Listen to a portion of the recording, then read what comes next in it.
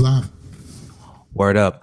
Hey, everybody. Welcome to Facetious episode 110, season 3, episode 6, brought to you on Monday, February 19, 2018 at 6:07 p.m. Central Standard Time. Look, we live on Crowdcast, new platform. I am Larry, aka Bluemanrule. Happy to be here, joined by my main Dammy, the coordinator of this raucous event this evening. None other than Mike, aka Scarfinger, aka Real Talk. What's up, dog?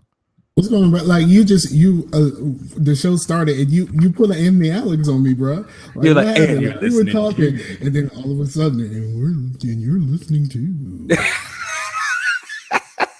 Hey, it is how it is, all right. It's like that. It's that code switch. Alex on me, bro. Like, what had happened? Yeah, man, it's that code switch, dog. I mean, I don't know, man. I guess sometimes, I mean, that's how it is. Sometimes you just got to get that switch in, dog. It's something like that, I guess. But no, man. So I'm trying to get this set up so it can restream to YouTube, so people can still go to YouTube and kind of watch it. But it ain't letting your boy do all that. So right now, it is what it is. But everybody, thank you so much for joining us. Look, we appreciate it. We told you we're gonna try a little something different here. So I think I'm digging the platform thus far. And other than me having to figure out a couple of things that are different on my end, I ain't mad at it at all. I ain't mad at it. So it works. It does, and that's. He had issues with his internet, so he got cut out of the Dream Team like real early. So we had to finish the Dream Team without him. That's a rough one. That's a rough one, man. But that was the internet thing. It wasn't the Crowdcast thing. Oh, okay. I mean, I'm still a little sensitive about the fact, never been invited home. You know what I'm saying?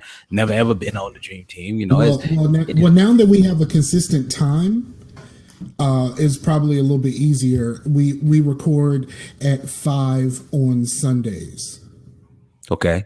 I mean, it is what it is. Yeah, we recorded 5 on Sundays, so you okay. Do that, we can work that out. Rashani said the same thing about Facetious, and I'm like, bro, I told you when the recordings are. Right. Time every week. No, it don't change. And your ass don't show up. Well, I mean, it did kind of change last week, but it is what it is. So, Mike, let's get into it, man. So full disclaimer tonight, folks. I don't have a lot on the agenda. So Mike and I were probably going to be winging it a little bit this evening. We may get you out of here a little early. Hopefully we can. No. He say no. Bro, no. Have you seen that Panther? Oh, let's get into that. Me and the family went to watch Black Panther on Saturday morning. I watched it in 3D, and yeah, man, that Black Panther was on fire. Like, I quite enjoyed Black Panther. Like, it was legit. Like, super legit. Man, the hype was well placed. I'll say that it is on its way to having one of the biggest box opening weekends over a holiday weekend ever. It is on its way, and right now, and the estimate is 216 million. I think it's something like that. 218, I think. 200, yeah, in the first weekend, y'all. Like this, yeah. Do you know how many times people are going to see this? Like, I know people who have already seen it 3 times. Right. I know people who like, I'm going to see it at least 4 times. And I'm like, I know I'm going at least twice. You're going at least twice? I went Friday because Friday my girl went out of town. She went back home. Okay. And I was here. I wasn't doing anything. I had some business to handle that morning. I was like, man, I'm going to see Black Panther. Like, I'm going early. I'm going early because I know the later shows will probably be sold out. And I got there like really. I went there for the 12:30 showing. Okay. And when I looked at the board, everything from Sim up was all sold out. Everything from Sim up. And man, it was just I talked quite a bit about this already on the Dream Team, so I'll try not to repeat myself too much. But just like watching that movie, like I felt something like in here. Like, was it in the chest cavity area? Yeah, right here. I brought my hand up a little bit and came down. I felt something in there because the way the box is, but I felt something. Like I can't tell you what it was. Like I don't have any like connections. Like for me, like I never felt any real connection to Africa. Really? Because my ancestry was taken. Like, right. So I've never truly felt a connection to Africa, but like there are some things, especially musically, that hit me, because that's how you gonna get me. You gonna get me with the music. Right. All right. But I'm gonna tell you, bruh, the scene when they're on their way to the coronation battle. Yeah. That was legit. When they were on the boats and they was dancing and all that kind of stuff. I was just about bruh. When they was dancing. Already? I mean, that was early enough. Early on, dog. Like, bruh, like when you first see Wakanda, it's okay. The production designer said that they were going for inspiration was Blade Runner. And you can see that. You can see that because you want a future, but not necessarily that kind of future, like that future where it's kind of run down and all of that kind of stuff. But but they wanted a futuristic city. But like just some of the things just about it just hit your boy in the feels, bro. Like, really? See, I was sitting there like. I was just trying to take it all in. Like, that was the thing. I was sitting there just trying to take it all in. Like, what you got for me, Kugler? What you got for your boy? And I was sitting back, trying not to get too emotionally invested, and I tend to enjoy movies from a cerebral perspective, right? And so it takes me a minute to get pulled in. And I was sitting back there chilling. I was like, yeah, But one of the things that's mad cool is early on in the movie, there's a heavier tribal feel. Later on in the movie, it shifts to a more urban / hip hop feel for reasons illustrated by the movie. But it was. I think that was well done. Like, at first I told my son I was gonna get the soundtrack, and he was like, it's made by Kendrick, and you don't like Kendrick. I'm like, that's a valid point. I don't know why you don't like Kendrick, because I mean the brother's amazing. We got two different definitions of amazing. But I'll say this: I still want to get the soundtrack, and some of the urban stuff, like the song in the credits, was legit, and the song about 60% of the way through the movie, or actually about 50% of the way through the movie, was legit, where it shifts tonally. So I was like, okay, I kind of dig it, but I like the original composition works, so I'm gonna try to get it and check it out and see what's up. But I enjoyed it. I thought it was good. But the movie was good. The action was great. The character development was actually very well done. This goes back to like Mass Effect, right? So the establishment of the universe was legit, right? Like, that universe was strong. You could feel it. It was solid. It wasn't half baked. And all of the characters, each of those characters' motivations was clear. That's the part that meant the most to me, that it wasn't like, the only thing, and Jay said this on the Dream Team, the only thing missing as far as the narrative goes was the relationships.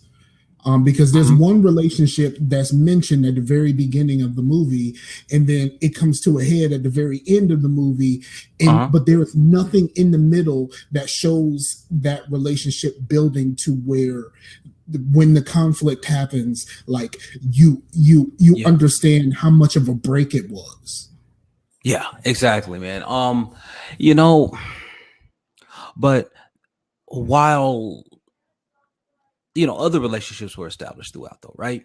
So, you had several different relationships established. You had the understanding of, they gave you the backstory of Wakanda and who all inhabited it and how it came to be, and the relevance of the Black Panther within its own history. And you get that early on. And it helps set the stage for how everyone is interconnected, and their relationships internally of Wakanda work. And they comment upon Wakanda's relationship with the rest of the world and how the rest of the world sees them. And it's really good, though. Like it's okay, so let me ask you this question, and this is not something that I brought up before. okay. Is the Lion King connection so strong that you just can't ignore it? I mean, because both apparently are based off of Hamlet, as you know, and like the story is the kind of like very Shakespearean, as just kind of a overarching thing of how the story beats happen, very Shakespearean, but it's. Yeah, I got a lot of Lion King, bro. Like especially when Black Panther talked to his father. Yeah, it was so Lion King, bro. Like it was so Lion King. I mean, I guess it could have been, but I see where it could have felt that way, but it was masked in more maturity and humanity, I guess, that didn't necessarily, the echoes didn't reverberate as loudly for me, I guess. I can see the parallels now. I never really thought about it while I was sitting there watching the movie. I see the parallels now, but I don't know, man. I think I don't know. I mean, it was pretty strong commentary on I don't know, the current disposition of certain subcultures and stuff. I think that was very clear. It was a isolationism, like the idea of because like when this country first started, the idea was let's isolate ourselves, let's build up, and then once we got past Reconstruction and all that kind of stuff, then it was like, all right, then we can do this. And we can do this for the rest of the world, including being the world's police. But like in the beginning, like George Washington was like, y'all might want to take this down. Like, okay, we got it. Right. It's like, I'm about to be out. Like my terms is about to be up. I'm gonna need y'all to bring all this in, and I'm gonna need y'all to keep this in for a little bit. I mean, that's a very, very simple way of explaining what George Washington really had to say. But like, if you understand George Washington, especially at the end of his term as the first president, like that's very clearly his message. Interesting, man. I don't know, man. I think what this movie will do, I think it'll make people look twice at funding Black projects now, like because just the amount of dollars, dog, and the layers of support, man. I don't know because like whenever a project like this happens, we all say the same thing. It happened with Girls Trip. When Girls Trip was making all of that money. Did it though? It did. Girls Trip made way more money than anybody expected it to, and it was just like, this is just a passion project from these people, and hopefully it'll open up some doors for some people to be able to tell these stories. And because the studios didn't want to do Girls Trip because they didn't think that it was really going to do anything. It was like estimated at like 32 million, maybe. It came in 140.1. Yeah, so like it far exceeded the expectations that the studios had for that movie because according to them, we don't go see movies. What? I don't know where this comes from. Yeah, it's so dumb. I don't know where this comes from. But and then. So it's kind of cool. I dug it. I did not have anybody really. Now, okay, I did see a couple people in dashikis, but I ain't had nobody dress up in no costumes. A couple of people in dashikis. When I went early. So like the theater was about half and half. Okay. So people were there because like some people are using this as like a cultural touchstone or whatever like that. Yeah, and I heard that for Black people, but like no, I think it's like it's it's a very, very strong, possibly the best Marvel movie, and it just happens to feature a whole bunch of Black people. And just a couple of, I mean, for real, for most, you can say it just happens to. It's real Black. No. It's like for real. Like Black Panther is like the negative of Marvel movies. Is the negative. Like you surrounded by all of these. You surrounded by all of these white dude superheroes, and then there's maybe one or two Black people in it. Like so, it's the negative of. But it has the most positive. It has, I mean, it's had such a positive reception. Except for that one lady. Okay, so I'm in a movie theater and I'm watching, and every time a good action scene happens, and every time T'Challa does something good, she starts clapping.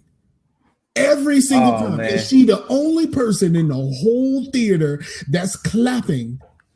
And it was just annoying. She just started clapping. Every time anything happened, it's like T'Challa kicked somebody, she claps. You know, really? Like for real, it was weird. It was weird, especially like after the first couple of times when you realize you're the only one. Don't you stop? You should. Like, I mean, let's be clear. You kind of should. Yeah, she didn't do that. Like, she was all about it. Every single time something happened, she was clapping through the whole movie. And she, like, for real, if one person could do a standing ovation, like, there were people who were clapping at the end.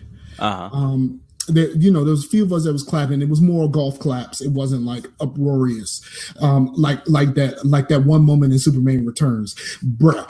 When he stops that plane and Superman Returns, right, the whole theater stood up and started cheering. Like for real, of course they did. Of course they did. For real. Like and that was the best moment in that whole movie. But but she stood up and she was clapping so hard at the end of that movie, and we was like, calm down, like we still gotta watch 2 more scenes, like. You know what I mean? And then not understanding what she was doing, having the movie theater left, and we looking around like, what y'all doing? Like we got other stuff to watch. Like it's about to be on. Like there's some other things that's going to happen right now. Exactly, there's some things that's going down. That's going to happen, and it connects us to the others, but. You know, it was just a little weird, but all in all, I very much enjoyed my experience, and I really want to go back. I very much want to go back. Really? That's interesting. And I don't personally, I don't enjoy the movie theater. I mean, because it's just too loud for me. It's just the sound system is just way too loud for me. But I enjoyed every second of this, and it hit me all in the feels, bro. Especially that end. I mean, it was good. It was good, man. I give it props. There are no complaints from me. I enjoyed it. I recommend people go see it. I mean, let's just call it what it is, right? I do recommend people go see it. So, all right, man. How's the hunt going, dog? I had an interview today, and it went much, much better. Awesome. Better. And then when I got back here, I was doing a show. I was recording a show. Like normally, I try to do something special for the anniversary of the show. On Saturday, Scarcasm has been around for 8 years. Awesome. And so I wanted to do something special.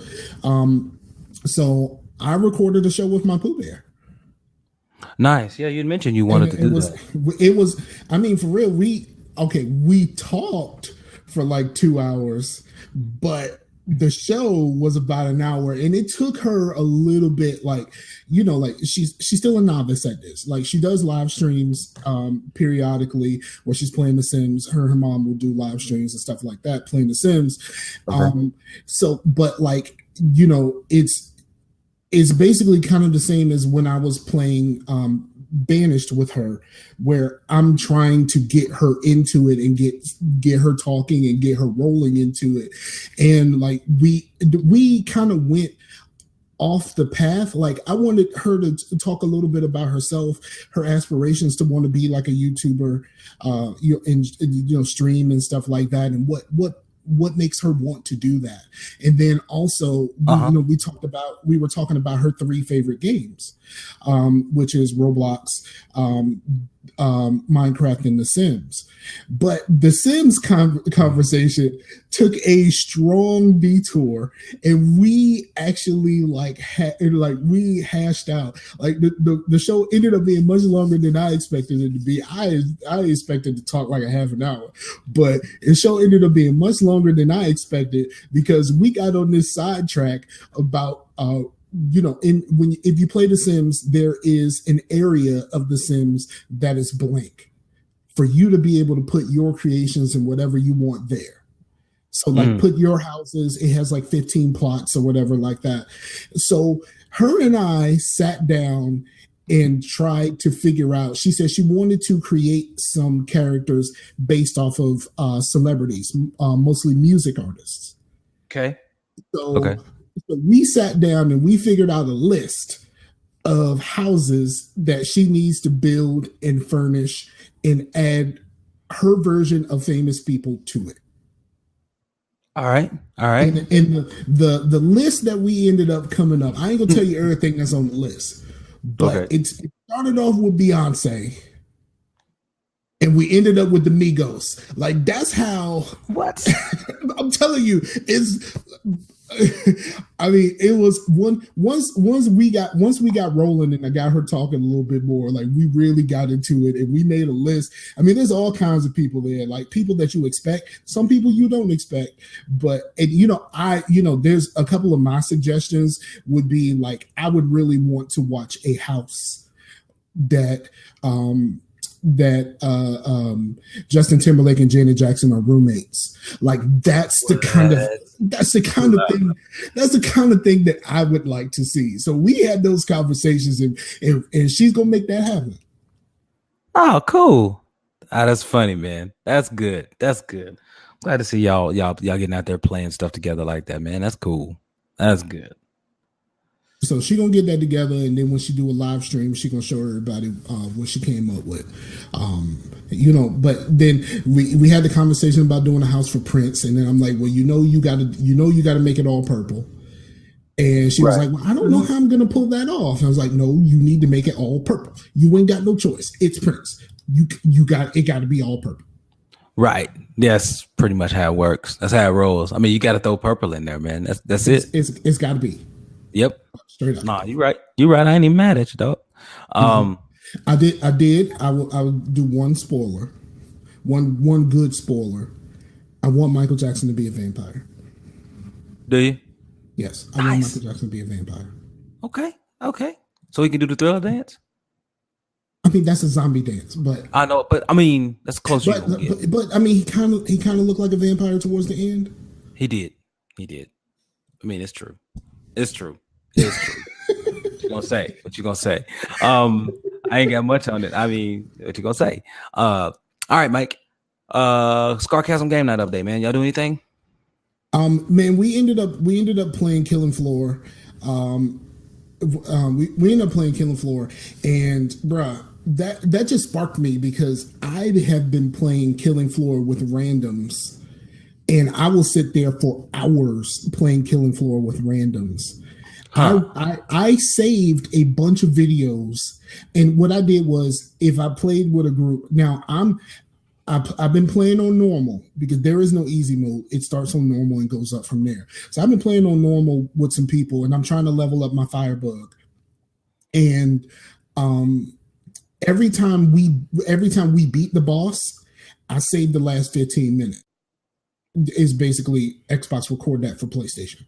Right. But it records the last 15 minutes. So I have all of those videos. For some reason, I can't upload those videos to the YouTubes because that feature is not working on my PlayStation for some reason. So I am going to get a jump drive or something, take those off of there, put them on the computer, upload all of those to YouTube. And it's so much fun. And because it's PlayStation, ain't nobody talking. Okay. Which is great. Like every once in a while, someone will talk, but almost every time someone talks, it's a little kid. It's like a preteen. and it's like right. you know, just annoying. Bruh, I played a game yesterday. Was it? Yeah, it was yesterday, and it was, I guess it was a group of dudes that was together. Like at least like 3 or 4 of them were together, because when they left, they all left together. So what had happened was he was recording the game. It was, I mean, he was talking on the game, and he got a phone call from a female friend. Okay. Because she got locked out of her house. She was at her boyfriend's house and she came home and her mom was asleep, so she couldn't get in the house. Wow. So she called him and was like, "Can I come chill at your place?" and all this other stuff. And he's just like, "Oh, I'll let you come through, but don't tell Meredith." You know what I'm saying? Like, it was really like that. Don't say nothing to Meredith and stuff like that. Like, keep this between us. And I'm like, bruh, you realize your mic has been on this whole time, and we gonna tell Meredith. Like, we gonna tell Meredith, you in trouble, dog. Like, and he was defensive about it. He was like so defensive about it, and then he went like, "Wait, don't none of y'all know me?" Like, funny. He was super defensive about it. But then, so she actually comes over. She actually comes over to the crib, and like he's kind of showing her around, and I don't know if she's ever been to his house before, but like he is completely not paying attention to the game, and he just keeps dying, and every time they vote to kick him out of the game to get somebody who's actually playing, I decline it because I'm like, yo, I'm trying to hear all this. Like, I'm trying to hear every bit of this because I'm telling Meredith everything. Right, it's going down. And so, like all of this is happening like in the background, and like the other guys that's with him, I think they're online friends. They're not all. I don't think they're friends. But like, just like they all got jokes, and like they all talking junk, and they trying to kick him out the group because he's not playing. And it was just so much fun. It was so much fun for me being the outsider and just being a part of this dude's life, just in this little small part. It was funny. That was everything to me, bro. Everything. That's what's up, man. That is what's up, man. That's funny. I wonder if Meredith ever found out. That's what I'm wondering. No. Let me tell you. He got scared because we started saying that we was going to tell. So he called her. What? He called her while on the chat. He called her. That's funny. Now the thing is, when he called Meredith, he was not on speakerphone. When he talked to old girl, he was on speakerphone. So we heard her talking too. Man, that's funny. That's hilarious, dog. And it was like, don't do it. Don't do it. Like you about to mess yourself up. Meredith's gonna mess you up, bro. Right. Oh man, I'm telling Meredith. All right, man. So I got 2 things, man. Alternate show time. I'm telling Meredith. Yep. I got 2 things. First of which we'll talk about a little later, I guess. Because it's more serious. Screw it. We talk about it now. So one of our friends from the community, man. He's listened a long time. DannyKnight. Danny. He's popped on here live a few times. Man. So I was looking at Twitter the other day, yesterday, and I just saw that he had posted it 2 days ago. But he was on there talking about, he's writing like suicidal notes on Twitter. This wasn't DM or anything. Yeah, this was a real post, man. So, bruh, if you're having some issues, man, if you want to talk to somebody, give me a call. Bro, I know you overseas. Like, look, man, we can hook up on Skype. We can do something to communicate across this world for free. Man, I don't know what it is. I don't know what happened. And I know he has Skype because we used to do every year. We used to watch the Super Bowl together. Oh yeah. So like we would be on Skype and I'd be watching the Super Bowl on TV and like we, just chatting up the Super Bowl. So like that's my man's in them. And I'm not on Twitter very much. And whenever I'm on Twitter, I'm usually just in my mentions. I'm not out here like that. Me either. And that kind of hurt a little bit. Yeah, and so I'm like, man, I don't like I said, man, I don't know what's going on, but brother, like, and I don't look. I'm here for you if you need to talk. Like that's all I'm saying. But you know that kind of leads me to what I wanted to talk about tonight, man. Was that man? Like, how do you prep for those tough conversations? You know what I mean? Because like I've never had those kind of thoughts. I have. So, and I know you have, but from my perspective, that's like an almost impossible conversation to have, though, you know? Absolutely. So, I just, yeah, man. I'm looking now, and bruh, I wonder what happened. Man, me too. Like I said, like I don't know what happened. I was out there looking, and you know, like I said, I was gonna tackle at the start of the show, but you know, I just happened to have it down here, man. Like I said, I don't know. Like that's man, tough conversations. I don't know how to have them. Like, and they have a class at work how to have difficult conversations, but generally it's about like performance reviews, and you know, if you're a supervisor, how to have that conversation, and then if you're an employee, you know, also how to have that conversation from that perspective. But like, man, this is something I just don't know. And, you know, I'm a real faith-filled guy, and I don't think Danny is. So, you know, I don't know how to have that conversation in a way that would kind of alienate him. You know what I mean? Yeah, I reach out. Yeah. So, yeah, man. So just want to let you know, man. I mean, you know, I'm praying for you. I don't know what's going on. That's fam, man. I can't. Yeah. We can't let that roll like that. Yeah. So if there's anything that we can do, we should do it. Absolutely. So yeah, man. Like I don't know how to have that. How you doing, Stephanie? Thanks for dropping in, joining us. But yeah, that's a rough combo to have, man. So like I said, I don't know if you can do it. If you can help Mike, by all means. I mean, if you need me, by all means, let me know, man. I'll jump in and lend whatever support I can. So, but just let you know, man. You know, you're in our prayers, man, and our thoughts, dog. So, yeah, that's what I got. Mike, I got one other thing. You and I have been talking about this. But let's go ahead and get into it. We've been debating in the chat about LeBron and Mike, talking about LeBron and Mike. LeBron and really Mike. Like, are we really gonna do this? Like, look, what I've been doing tonight is what I should have been doing all weekend, but I didn't do it.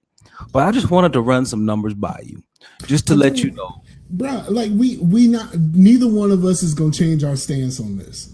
Like, right, we ain't gonna change. And it's not, and ain't nothing you gonna say that's gonna make me think that LeBron is not better than Mike. And for you, the reverse of that. Like there ain't nothing I can say that's gonna change your mind.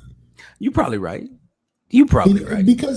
But my only thing is that you keep holding on to this one mistaken belief that LeBron does not make his team better, and you say that he just puts the team on his back. But no, like I mean, the brother made J.R. Smith a champion. That is the end of that conversation right there. There was no part of that conversation that needs to be had in any way, shape, or form. J.R. Smith is a champion because of LeBron James. I'm gonna double check. I'm gonna double check, but I'm gonna make sure because I do believe Michael Jordan made Bill Cartwright an NBA All-Star. And if you can make Bill Cartwright an NBA All-Star, let me take a look. Pull it up, Bill Cartwright right now. Has he ever been? Has he been an All-Star? He has not been an All-Star. I'm looking at him now. He made the All-Rookie team though. He made the all. Okay, because I was about to say him and that awkward shot, like, bruh. That awkward shot, believe it or not. Hey, that awkward shot works, dog. It worked, but bruh. It worked, dog. Yeah, no. There is no way that you can convince me. No way, no how that you can convince me that LeBron does not make people better. Period. Okay. Well, that being said, let's take a look at the numbers, shall we? All right. LeBron, let me get my numbers up here.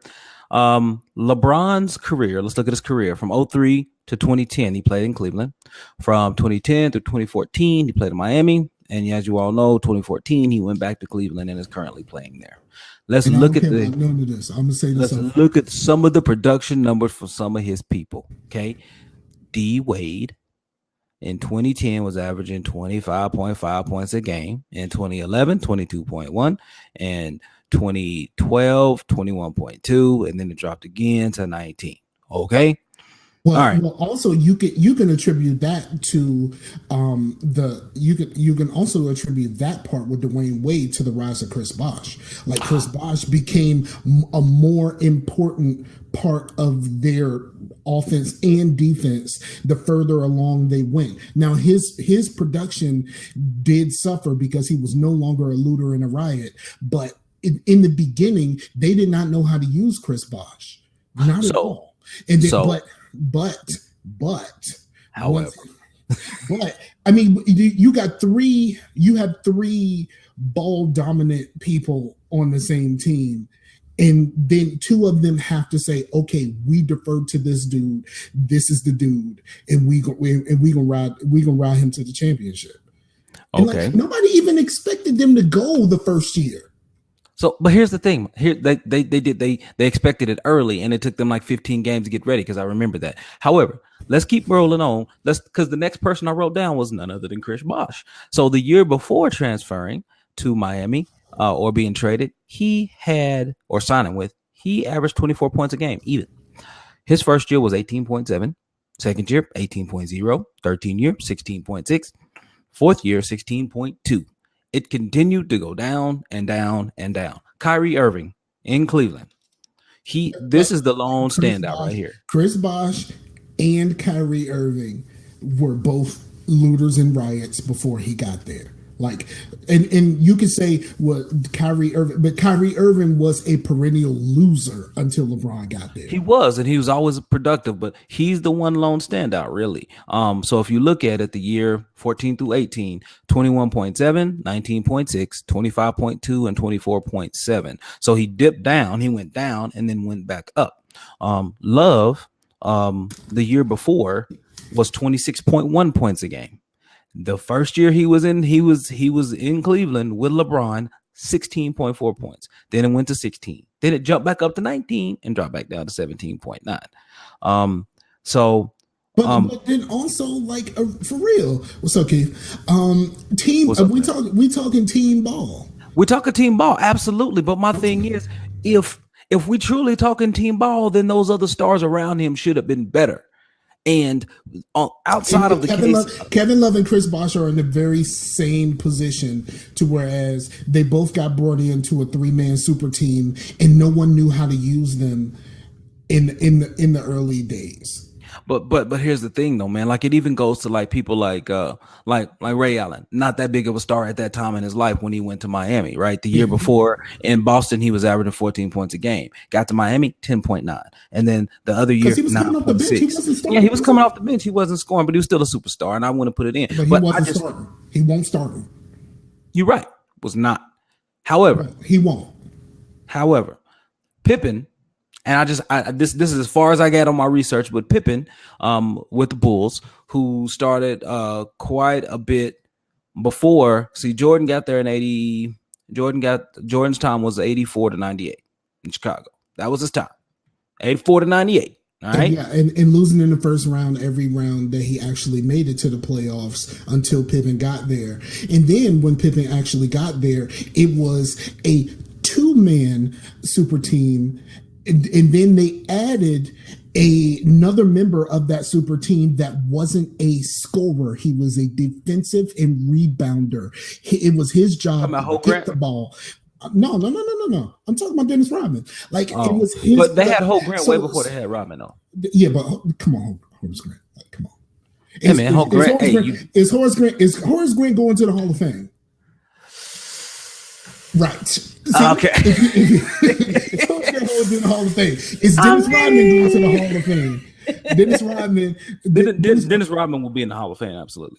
Absolutely. So that's what we're talking about. But Dennis Rodman could score, but he loved doing the grinding work. He loved the rebounds. Like, I mean, is there a greater rebounder on the planet, bro? Like, has there ever been a greater rebounder than this? No, absolutely not. Absolutely in the not. modern era, because like Wilt Chamberlain was 10 feet taller than everybody. Right, and it was completely uneven. He would get 30 rebounds a game, and you're just like, how?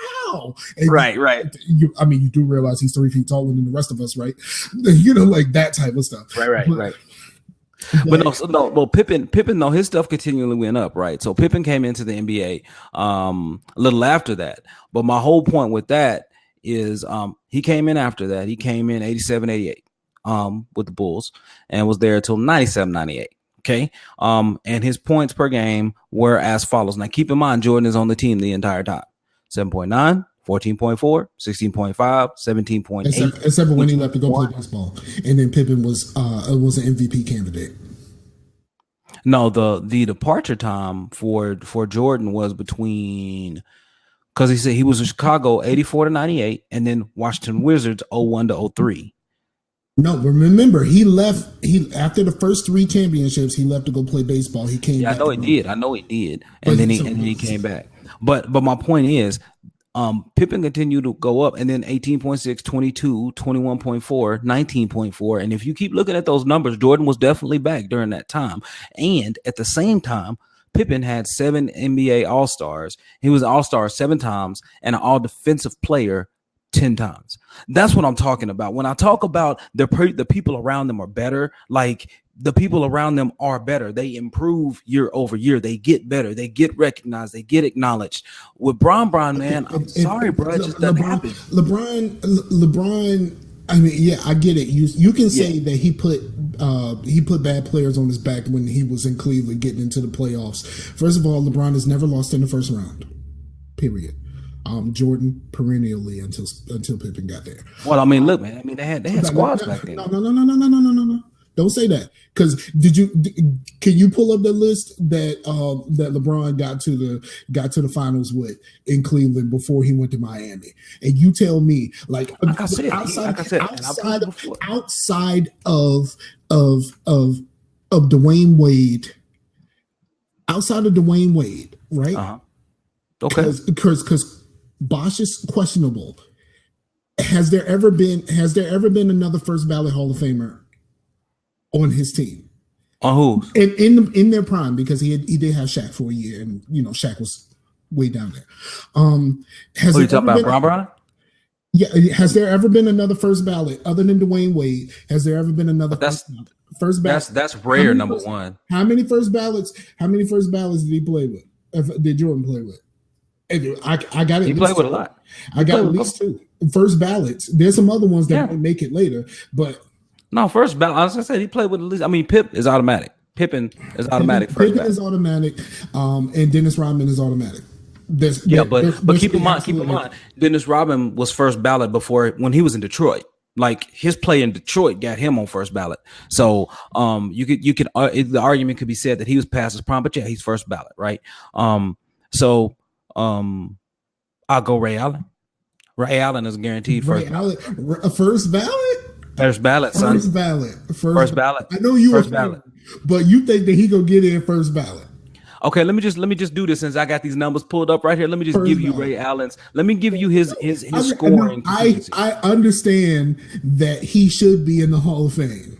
No, first ballot. First ballot.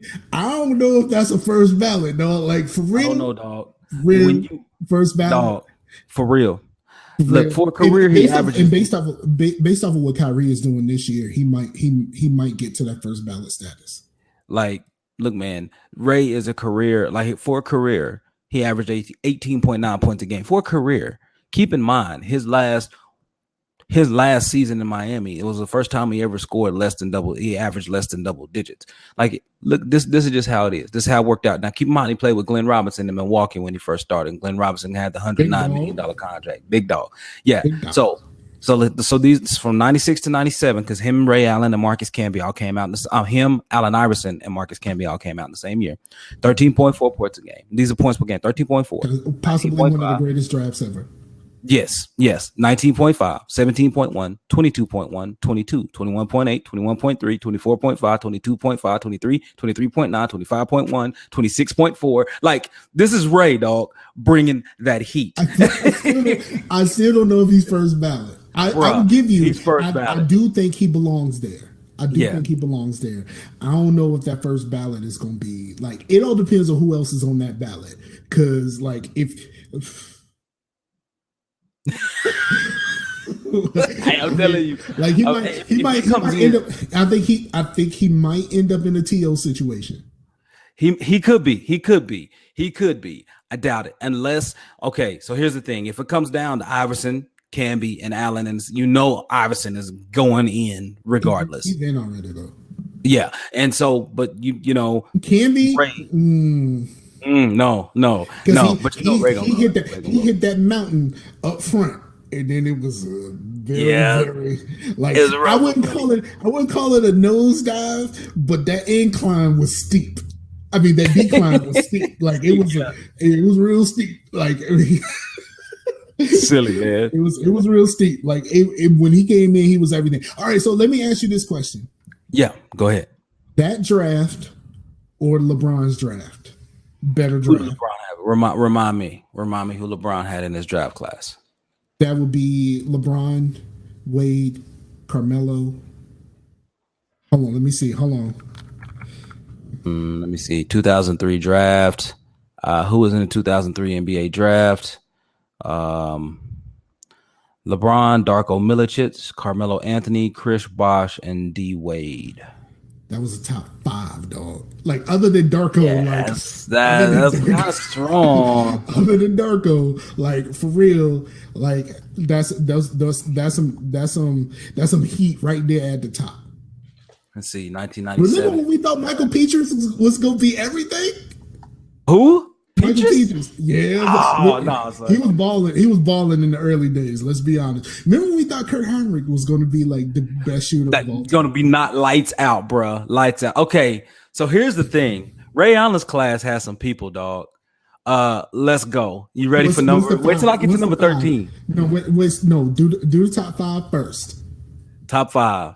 Allen Iverson, Marcus Camby, Sharif Abdul-Rahim, Stephon Marbury, and Ray Allen. Bro, I think this draft got it. You know why? They got it. This draft got it. Because I'm going to keep going down. I'm sorry. They got it. Never mind. I'll keep going down. Because I look at the rest of the LeBron draft, like that top 5 is serious. Outside of Darko, that top 5 is serious, but it kind of falls off from there. Let me just remind you, Kobe Bryant was in Ray Allen's draft class at 13. So let me finish it out for you. Antoine Walker, Lorenzen Wright, Kerry Kittle, Skittles, Samaki Walker, Eric Dampier, Todd Fuller, Vitaly Potapenko, Kobe Bryant, Peja Stojakovic, Steve Nash, Tony Delk, Jermaine O'Neal. Yeah, bro. Okay, yeah, bro. They got it. Yeah. Long shots, dog. There's some good names in the LeBron draft, but they ain't better than that. No, that 96 draft was legit, son. Okay. You got it. I bet you made your point. Word. All right. So, all right, man. So, all right. I wonder if we got anything else, Mike. I think I have, man. I think that's kind of all I had, really, man. I wanted to get into that. It's 6:55, man. Do you have hold on? Okay, go ahead. I was going to ask you what you've been. Well, let me say I've been watching One Piece. I've been catching up with my show One Piece. I mean, y'all need to be on that Verve app if you like anime. VRV. It's made by Crunchyroll, and it combines Crunchyroll and Funimation stuff, and you don't even need an account. You don't have to pay for it to enjoy it. They have premium content you can pay for, but you don't have to pay for most of the stuff that's on there. It's awesome. Strongly recommended. Number 2, still getting the Altered Carbon, man. I really like it. I have to sit down and focus on that show though. Like you can't do anything else. It's so much. It took me to watch a YouTube video afterwards. I kept trying to figure out why they kept calling the rich people the Meths. And I could not figure it out. But it is short for Methuselah. No, not familiar with that one. Okay. Methuselah, I thought that was from the Bible. Probably is. I'm not familiar with Methuselah though, but given what they do in the show. But Methuselah was said to have lived the longest. Oh yeah, 969 years. Yeah, it's a long time. And yeah, so given what they do in the show, I can see that. For sure. But it's pretty good, man. I recommend it for people. I'm a sci-fi nut. Rod from the Black Guy Who Tips said it the best, and I'm paraphrasing here. It's Blade Runner without the depressedness. Yes, it's Blade Runner without the depression, but it's cool, man. Like it's well done. I'm gonna say that it is well done. I cannot wait to season 2. The only thing that I can say that I would have liked more of is I would have liked a little bit more of Asian Kovacs. Yes. He was quite entertaining. He was quite entertaining. But they asked him about that, like how when you go in with these other actors and you're playing someone that was Asian and you're a white dude, they asked the white dude, and they asked him, like how do you play this character that was Asian? But he was like, well, I had the benefit of going first. They had to play off of me. I hear you saying. So they had to come to me. I didn't have to go to them. Yeah. They had to come to me. So I think it's just really stinking good. There's some questions about season 2 as far as just as far as like sleeves go. Yeah, man. It's greatness, man. I just watched episode 4 yesterday. Bro, and that's when it Dia de los Muertos. Yeah, man, it was great, wasn't it? The grandma. Oh, son, it was hilarious. Buddy doing the grandma was like a fantastic acting job. It was. I was looking at that dude like, that dude can act his tail off, man. He can act his tail off, man. Like it was the way you can clear like the way he was before, the way he was before the re-sleeving, and then like him as grandma was like acting like that. Yeah, that was acting. Legitimate acting. Yeah, I was like, wow. Yeah, that was mad impressive, man. So I really like that show. And then I just started last night and today. I watched all of Naruto, the entire series, like the original one and Shippuden. And now Boruto is on there, which is Naruto's son. And it's also free on Verve. And man, it's well done. It's really well done. I recommend it. Right now, I'm only really watching my I'm back on my DC shows. Legends of Tomorrow is back because they swapped places with Supergirl because of production issues after Old Boy got let go. So they swapped places with Supergirl, so they're on Mondays now. I still enjoy that show, especially now. Like you got to get past the first season, bro. You have to. I'm working on it. My girl and I are watching The Flash. Great show to watch with the girl. Yes, and even though I think because of her, she likes stuff like the Vampire Diaries and stuff like that. I think she would dig Supergirl much more than I would, and much more than I do. Yes, because it is truly it's more CW than DC, and we've said that before. Yeah, no, I say WB. I say more CW than WB. That's what I meant. No, my bad. Yeah. But I think she would dig it. But here's the problem: we are only watching The Flash. She has not watched any Arrow. She need to get up on Arrow, man. Arrow was the foundation that made me say, you know what, this is pretty good. And I'm behind on Black Lightning. Every time, man, Black Lightning, bro. That last episode, I'm behind. Arrow. I'm so behind. I'm gonna cut tonight. Man, listen, they got your man's Kratos is in that joint. Oh, okay. Word. They got Kratos in there. Yes. He's in the episode. My boy Kyle from Living Single. Yeah, but because him and Scooter was in Living Single. They got right. Kratos they gotta do their thing. They gotta do their thing. But that character. Yeah, bro. I ain't even gonna spoil it for you, but your boy. Yeah. All right, let's go. I'm ready.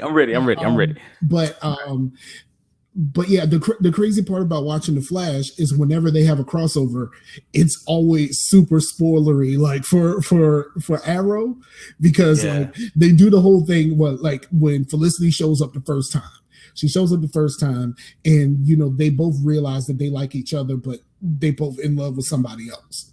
Mm-hmm. So this is like, okay, so then she leaves and she comes back with Ray. And you're like, well, who is Ray? Like, if you've never watched Arrow, you don't know who Ray is. Right. So then and then and oh no, there's another part where the arrow comes in, and and then that's when you meet Dig and all of them. Yeah, and that's what you get. Diggle has like the best one-liners in the Flash crossovers. Just being weirded out by the Flash. Yeah, and every time he gets moved fast, every time Barry pulls him out of danger, he always throws up. Every time. But then like we go back and like the last crossover that just happened, like bruh, like you get the Olicity. Olicity is now a thing. What? Olicity is now a thing. Like you find out who Speedy is. Like all of this stuff that's happening, like is like so spoilery, and all of the things that they built up to in Arrow, they're just like, okay, I guess the Flash people expected you to have watched Arrow to this point, and they were just nah. We just gonna tell you all this, like and then like. Sucks, man. That sucks, dude. Well, hopefully by the time you guys go back and watch it, it won't be fresh in her memory, right? So she ain't gonna remember none of this. Yeah, no.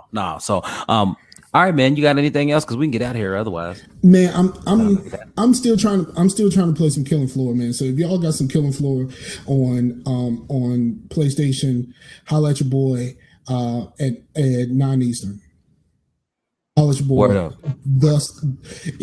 Scarfinger. There is a Scarfinger, and it is not me on PlayStation. It is the Scarfinger on the PlayStation and on Steam. Is the Scarfinger because somebody already had Scarfinger. Those ain't me.